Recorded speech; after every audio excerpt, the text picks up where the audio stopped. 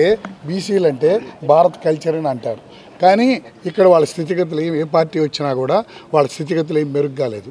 మన నరేంద్ర మోడీ గారు ఆయన బీసీ అయినా ఆయన బీసీ అంటే భారత్ కల్చర్ అని చెప్పాడు.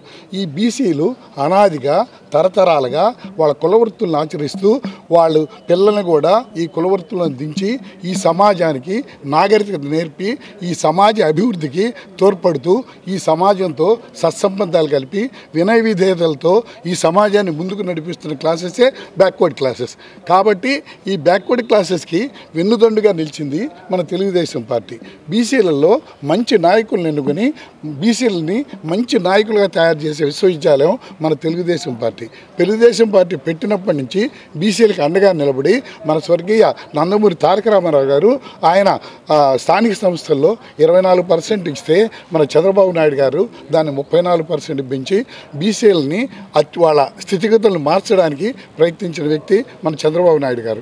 మన జగన్మోహన్ రెడ్డి గారు ఆయన అధికారంలోకి రాగానే ఆయన మళ్ళా ఈ స్థానిక సంస్థల్లో రిజర్వేషన్ని 24% తగ్గించడమే కాక బీసీలను చంపి వాళ్ళ మీద కేసులు పెట్టి వాళ్ళకి నోటీసులు ఇచ్చి వాళ్ళని ఊళ్ళల్లోంచి తరిమేసిన వ్యక్తి మన జగన్మోహన్ రెడ్డి గారు.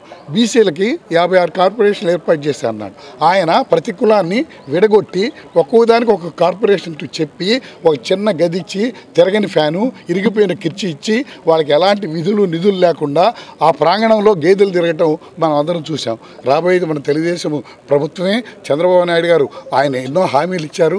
ఆయన మళ్ళీ అధికారంలోకి వస్తే ఈ బీసీలకు ఎక్కువ సీట్లు స్థానిక సంస్థల్లో కేటాయిస్తానని వీళ్ళ రిజర్వేషన్లు మళ్ళా 34% పెంచుతానని బీసీల స్థితిగతుల్ని మార్చి వాళ్ళని మంచి వ్యక్తులుగా తయారు చేసి వాళ్ళ జీవితాల్లో వెలుగునిస్తానని ధైర్యం ఇచ్చిన పార్టీ తెలుగుదేశం పార్టీ.